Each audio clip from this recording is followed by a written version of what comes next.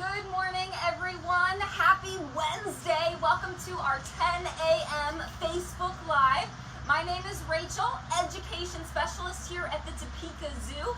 And before we get started, as always, we do want to thank our sponsors, Topeka Collegiate and the Kokari Foundation, for graciously sponsoring these classes. It is crazy to think that we are at our second to last class. We have finished all of the curriculum-based classes for kindergarten through 5th grade. Those are on the zoo's website if you missed them under Zoo Education Resources. So today and tomorrow we have 2 just for fun classes for you guys, and we are going to talk about what it means to be a zookeeper today. Oftentimes people meet our animals, they see the people taking care of them, and they think, I want to do this job myself. So today we are getting ready to meet a zookeeper of our African painted dogs, Anne-Marie, and she's going to talk to us all about what it means to be a zookeeper, and of course she'll talk about our 3 dogs as well. So I'm going to turn it over to Anne-Marie, and she is going to talk about her career. Welcome, Anne-Marie. Hi guys, I'm Anne-Marie. I'm a carnivore keeper here at the Topeka Zoo. I'm one of the leads. As you can see, I do take care of the African painted dogs. I also take care of the African lions, the tigers, some black bears, otters, cougars, among some others. I have a lot of really cool carnivores on the range. We also take care of some pronghorn and turkeys as well. Although they are not carnivores, they still fit into our range just based on their location. So being a zookeeper, that's a great question. It's something that I'm really passionate about and I love to do, but it is a lot of hard work. I think that there are many misconceptions about what it means to be a zookeeper, and you know, there are your really fun moments where we get to do enrichment and training, and then your down and dirty stuff where you're actually picking up feces. So I'll come in, I'll start my morning grabbing everyone's diets, preparing that, and the first thing I'll want to do is check on every animal to make sure that they're still doing well from the night before. So I'll make sure that everyone's still in good health, that they still had food or water, and then I will be providing them with food and any medication that the animal might need. After I make sure everyone's good and fed and medicated, I will then clean each of their individual yards. I will prepare it for the day, whether I scatter some food for them to hunt for, since they're carnivores, or black bears, they are omnivores, so I'll put out stuff so they can forage. But we like to set up their yards so that they will be enriched throughout the day. So there's toys or scents we can use. We try and switch it up as much as we can to keep each day as enriching as possible. We want to keep them stimulated both mentally and physically to give them the best lives that they could possibly have, and to have them perform behaviors that are natural to their individual species. So this morning when I came out here, we cleaned out the yard. They have 2 different waterers. One's more of a drinker, but you know, they're dogs and they like to play in any form of water. And then this pool here, it was really crystal clear this morning after it was cleaned, and now they've already played in it, so they get their little muddy paws in there. But it's a lot of fun, especially on warmer days. Sometimes we'll catch them laying in it, sometimes they'll play in it. It just depends. So after everything is all cleaned and set up, we can put them out on their habitat, and we'll watch them for a little while to make sure that they are interacting normally with each other and with any type of enrichment that we gave to them. And then we go to the next animal and start that cleaning process there. Throughout the day, we will make sure to check on the animals just to make sure that they're still having their water, they're still doing all right. Maybe to provide them with an extra meal or some more enrichment. And then I also will do some training with them throughout the day. So sometimes I will be training behaviors that are husbandry behaviors. Those are more behaviors that we train so that making their lives in terms of veterinary care will make our lives and their lives easier. So they participate in their own veterinary care. For example, we might have our lions line up at a tail port, and then we can hold the animal while the vet staff is doing the behavior. So we'll work the animal, and then the vet staff will either maybe draw blood or give an injection to the animal, whatever it is that we're currently working on. We also do some behaviors that are considered more fun behaviors, but still may serve a husbandry purpose. We will have animals lie down and stand up, and we can probably show you that a little bit later. And you know, these behaviors, you might not think that they serve a purpose at first, but you realize when you have them come up in a position, you get a really good look at their paws to make sure all of their pads are in good condition. We can see the full part of their body, and also as they're getting older, maybe they can't go up as much, so we can tell if they're maybe having a better day or maybe not as good of a day because they can't do the behavior as well as they used to. So there's a lot of purposes for this. That's the basic gist of what I do. There's a lot of things here and there. There's paperwork, that's the boring stuff, am I right? Also important though, because we need to keep track of everything that we're doing. If we're medicating them, we write down how much of that medication they received, what time, and who gave it. This way we could always look back at those records in case something comes up where we need to know, like, hey, when's the last time they got this med? Okay, they can have this med again in 6 hours. So it's important to keep track of everything. Just stuff like that. And I'm sure you guys have a lot of questions. So at this point, I guess I'll open it back to Rachel and the viewers if you have anything specific you'd like to learn. Right. So before we go, I was going to ask this question, and then Kathleen had it as well. So can you talk a little bit about what education you need to become a zookeeper, and also how you learned how to do all of these training techniques with them? So I know it's kind of a combination. Absolutely. So there's not one direct path to becoming a zookeeper, and I do have a slightly unique path here. When I first went to college, I did not plan on being a zookeeper. It wasn't something that had crossed my mind, even though I've always loved animals. I've always wanted pets like dogs or cats or something to take care of and love and you know, just give a good life to. I don't know, it was just not something that came up when we were talking to the guidance counselors, you know, and so I ended up going into film school. My high school had a film program, and it's something that I was passionate about, still am. I love films, I love television, and I went to Emerson College in Boston. I got a bachelor's degree in visual and media arts with a concentration in film, and I have a double minor in writing and in hearing and deafness. I did start out in that field, and by the time I left that career, I was a post-technical coordinator, and on occasion I did some assistant editing. You know, while I was doing that job, I saw a lot of B-roll footage that's like behind-the-scenes stuff that, you know, might make it into a you know, one of those blooper reels or onto a DVD for bonus feature. And I saw a woman working with a giraffe, and I thought to myself, wow, I love giraffes. They're one of the coolest, curious animals ever. How could I do something like that? I did a little research, and I found out about this program in California. It's called America's Teaching Zoo at Moore Park College. And the more research I did, I found out that a lot of individuals that do go into animal training for film and television went through this program. So I said, you know what, maybe I can combine my two loves of animal and film, and I went back to school. So that degree that I got from there, it's an associate's and a certificate degree. Associates is the higher part of that, and it's in exotic animal training and management. So that's a 2-year program that I went through, and I learned so much. It was an incredible experience for me. We do have the classroom settings where we're reading the books, we're doing research papers, and getting a lot of great education from that. But something that was invaluable was that kind of education was also a zoo. that was run by the teachers mostly, and the professors are there to guide us through this education.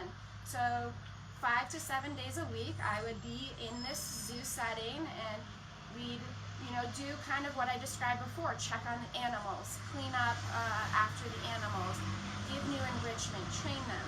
And we had that hands-on experience of doing the cleaning and learning how to train. And so not only did we learn the concepts in a classroom setting, but then we were also able to apply it directly to animals. So by the time I did my first internship, I felt like I was well prepared. I knew how to roll a hose, and some people might laugh about that, but that's a skill set that people need to learn. I had some techniques of how to rake and shovel properly in a way that was most efficient, but also good for my body, so I'm not damaging it through the course of my zookeeping career. With that being said, that's where my training background comes from. I had an excellent professor who taught me a lot. Hi Gary, if you're out there. I mean, all of my professors were excellent. I learned so much from all of them, but he definitely was the one that helped me through my training. And I think that I took the tools that he gave me and applied them, and have been able to continue to grow and use that to train these animals. One thing that I trained while at the zoo, not specifically with the carnivores. When I first started, I actually also worked with animals and man, with the hoofstock, giraffe, elephants, hippo, and porcupine lemurs. I had a lot of primate experience, so I ended up training Cleo and Sarabe. And Cleo, I trained her for an ultrasound behavior and a radiograph more recently. Just stuff that if you work with the animals, you learn their behavior, you get to know them, they get to know you, and you form a trust with each other, you can accomplish these types of things which are beneficial. So instead of trying to catch an animal with a net, I've taught them to crate, and it's not stressful for them, it's not stressful for me, and it just makes the whole experience better. Right. I can continue, but I'm sure you have other questions. I can keep going on. So in general, like, in order to be a zookeeper, people need either a 2 or 4 year degree. Yes, that's correct. It just kind of depends on the zoo, right? Correct. So it does vary by zoo. I definitely, when I first went to my first zoo, I actually got a paid internship. Internships are not always paid. When you get one, that's like awesome. But internships are so invaluable that even if you're not getting paid, like, you should not trade in that experience. You should do your very best to keep your eye on the goal. If this is what you want to do in a career, you work hard, you soak up all the knowledge you can, and you just grow and learn. I cannot emphasize enough how many people get hired off of internships because they put in that hard work and they were seen caring and doing a good job. It wasn't all about, well, when do I get to do this with the animal? And yeah, obviously we all want to work directly with the animals, but you need to learn how to properly do that before you can get there. So you put in that hard work. Right. So in order to be a zookeeper, it's a combination. You need the degree, but you also need the experience. So what advice do you have for maybe young kids or teenagers or young adults out there who are wanting to go into the zookeeping field but are just not of college age yet? Sure. Definitely. I see a lot of kids out there that, well, some have even approached me saying, like, when I grow up, I want to be a zookeeper, and I think that's excellent. Zookeepers are the people, not all of the people, but are a main aspect for giving these animals the best lives they can have, but also advocating for their wildlife counterparts. In an ideal world, we would love all of these wild animals to be living in the wild, and that's just the sad truth, is that a lot of them don't have a wild to live in.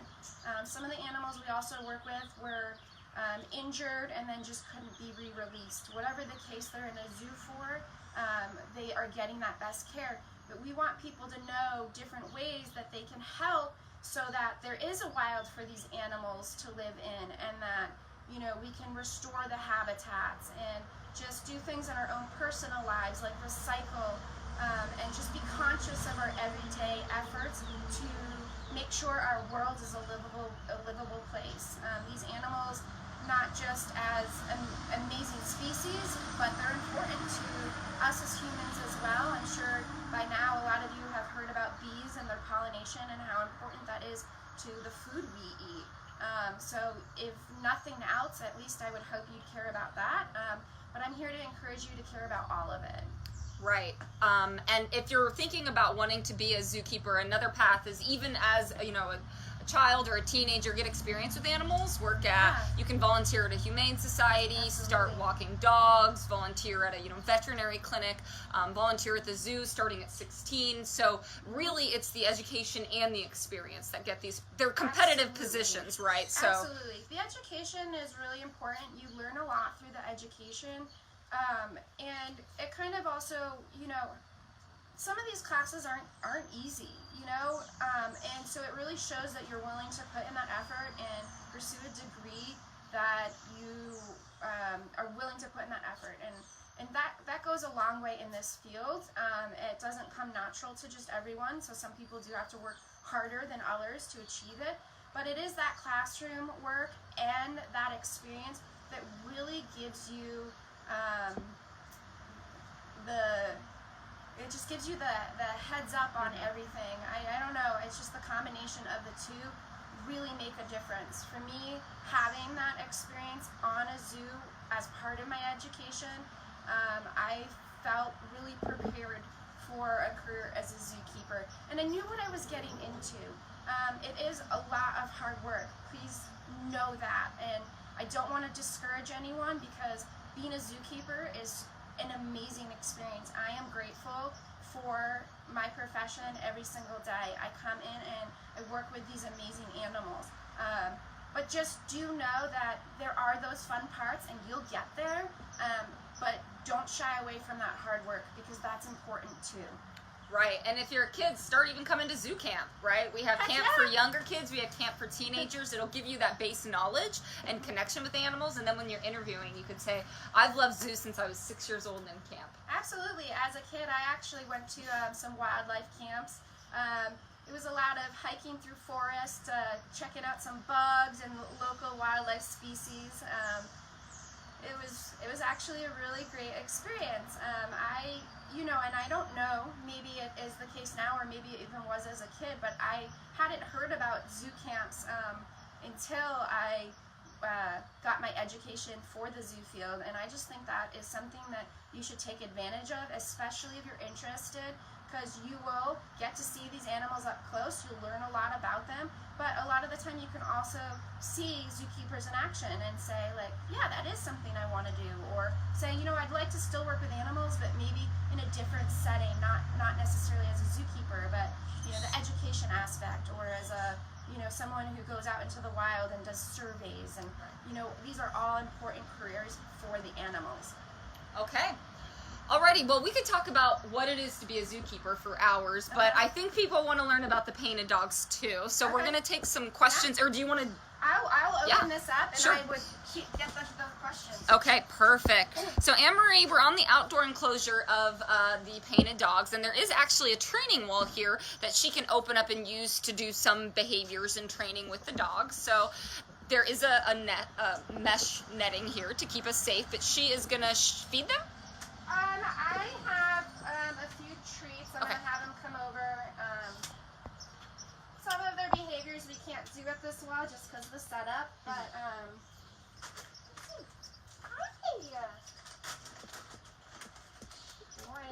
so in this training wall is actually kind of new to them, so I'm not going to do anything too crazy with them. We want to get them used to being over here and over here when it's not just me, but like also maybe the public. Good. So we have 3 painted dogs, right? Riker, Kellen, and Dakota. Can you tell me which one's which? Yeah, so right here in front of me, this is Riker. You can tell because he has the most blonde coloration on him. Now in front of me is Dakota. He has the most black coloration on him, and him and Kellen are probably the 2 hardest to tell apart based on which way Kellen is facing. Luckily, he's facing a way where you can see he has the most white on him. And that's the easiest way to describe to people which one's which. I can also tell them apart by their behavior. You can see Dakota here. They got some oranges and grapefruit as enrichment, and he's actually rubbing all over it, picking up that scent and putting his own scent down. I love to watch them do that. So they just all have different personalities. Dakota is definitely the bravest. He's the first to try things out. Riker would be the second, but he's actually the least dominant. African painted dogs have a unique hierarchy. It's not straight alpha, beta, so forth. Usually it's actually a male and female pair. Occasionally they'll also have a beta male and female pair. But sometimes it's just the two, and then kind of from there, their ranking isn't a straight up and down. It might vary between different members of the group. So when we got them, Dakota actually was the dominant. And since they've been here, we've seen them work out who that would be in their new habitat. And Kellen actually took over for the longest time. Now I see it kind of go back and forth between Kellen and Dakota. But I actually am no longer seeing that physical trying to work it out, which is great. These guys can be very vocal, very physical when they're trying to figure out where they fall in that hierarchy. So now I usually just see the vocalizations and not so much that physical aspect. That's what I like to see. And they are brothers, right? Yeah, all three of them are brothers. They are 3 years old. They will turn 4 in September, on September 11th. That's their birthday. So definitely I'd come for that, because we always give wonderful celebrations and fun enrichment to our animals for their birthday. We love to celebrate that. Okay, so we're going to take some questions. So Jennifer's asking if the zoo is open to the public today, and yes it is. So you're welcome to come out and purchase tickets or use your membership. We talked about education. People are saying they love the painted dogs. They are so cute. I love the painted dogs too. Anne wants to know, what is their favorite enrichment? Their favorite enrichment, you know, it can vary. I would say that their favorite toy is, we have this double ball that's attached by this thick rope, and inside both of the balls are these jingle bells, so they can pull back and forth on it like a kind of a tug of war, and they like to drag it around and listen to the sound it makes as well. That's definitely, we don't give them it every day since it is their favorite. We want it to constantly remain enriching for them, but out of all of their toys, that's by far their favorite. They love certain scents, so oranges and grapefruit is a big hit with them. I always see them rolling in it. They do like to roll in a lot of their food, so sometimes I'll give them a piece of fish, and before they eat it, they'll roll in it, and then they'll eat it.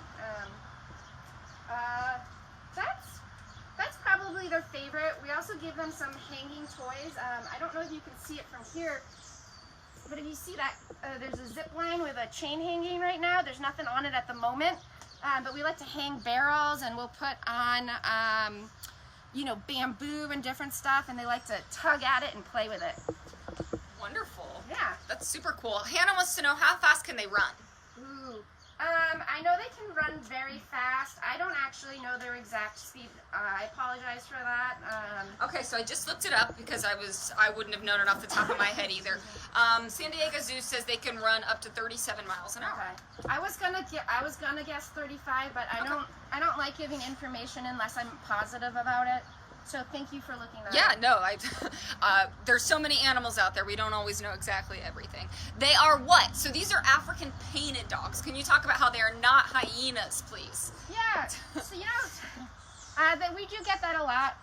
They have some similarities, like if you look at their ears, hyenas and African painted dogs, you know, they both have those large ears. That's actually something that's important to them living in the parts of Africa. They need to hear long distance, and it helps funnel like the sound into, so they can hear better. Now, with that being said, hyenas and painted dogs are actually very different. Hyenas have their own grouping, yeah, that they don't really follow a lot of the same characteristics as the painted dogs do. Something that's unique about the painted dogs, I want to say it's they have one less toe on their front paws. I believe that's the correct one. Show me your paws. You know, hyenas too, they actually, even though they're categorized in this, like, you know, in a different group, they do have a lot of features that are a lot like felines, even though they're not. Just some interesting tidbits. Yeah. Right. They're kind of in their own category of interesting, the hyenas. So Casey wants to know, how long have the painted dogs been at the zoo? Or Hannah and Casey. I want to say they've been here for at least 2 years I think now. I want to say around 2 years. Around 2 years. And they came, the three of them came together at that time. And, you know, we introduced them to this new habitat, and they really enjoy it. Every morning we see them running around and playing and interacting with it. And then, like most carnivores, they take a break, build up that energy, and rest. So Adri wants to know, what's their favorite food? Their favorite food, that's a tough question. One thing they do get is a meat, and that's part of their diet almost every day. Actually, every single day they'll get some of that. They get real excited when they get their chickens or their rabbits. They also get excited for their goats and sheep. I don't know that they have a specific one that's above the other. You know, if I gave them like a goat and a chicken at the same time, it would just be too much food for them, so I can't do a comparison that way. But I do see them getting excited for all of those foods. Right.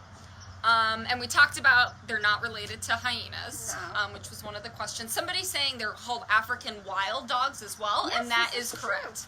You're right. Conservation has kind of switched to trying to call them painted dogs just because wild has kind of a negative connotation to it, so we like to try and say painted just to make them not sound bad. Yeah. Hannah wants to know, how old are they? These guys, they are almost 4. They are 3 years and 8 months, and they'll turn 4 in September on the 11th. And do you know what their lifespan is generally? You know, it depends. They'll live longer under human care. They'll probably live into their like teens. In the wild, they wouldn't live as long, just because they don't get that best nutrition, the veterinary care that they would here. Something that's actually, I'm glad you brought that up, something that's interesting about the painted dogs and how they survive together in the wild as a group. They are really good about taking care of their sick and elderly. And so when they do go get food, they make sure that the sick, the elderly, and the young as well are getting properly fed. So they do have that really good group dynamic. Okay. Well, that is the end of our questions that have come in so far. So if anybody at home, how old are they? We just covered that one. They're almost 4 in September. So, is there anything final you want to say about these guys that we haven't thrown in, or anything about your career that we haven't talked about? I mean, there's so much to say about the painted dogs and zookeeping. I could keep you here forever. I won't do that. But I just, you know, if it's something that you're interested in, just stay passionate about it. Myself, I know I'm always willing to answer questions, and so definitely if you come to the Topeka Zoo and you have a question, seek out anyone that has a Topeka Zoo staff shirt on. And I know all of the zookeepers here would love to talk to you and give you any information that you want, whether it's about the specific animal or about how to pursue a zookeeping career. We will definitely encourage that. We want to see our, you know, you guys are the future, and we want to see our field continue to grow and have more people like us that are super passionate about the animals and just be there and give them their best lives. So. And then one more time, what are hyenas related to? What's that? What are hyenas related to? Was They're in their separate category. It's hyena D, I think is how it's pronounced. I never took Latin. My diversity teacher's probably cringing because we had to learn all of this, and my pronunciation and spelling of it was always pretty miserable. But you know, I learned a lot from it. So they're just in a separate category from the dogs, which are Canady is, I believe, how you pronounce that. Canines. Again, I apologize if I butchered the pronunciation. That is not my expertise for sure. But yeah, they have just enough differences that they branch off before they would hit that same grouping. You know, They look like dogs, but they're not, essentially. yeah. Okay. Alrighty, well, Anne-Marie, that is the end of our questions. Viewers at home, thank you so much for watching. Please tune in tomorrow for our final Facebook Live. We are going to meet one of the cutest animals we have at the zoo. So, Anne-Marie, thank you so much. Thanks for watching at home. Thanks, guys.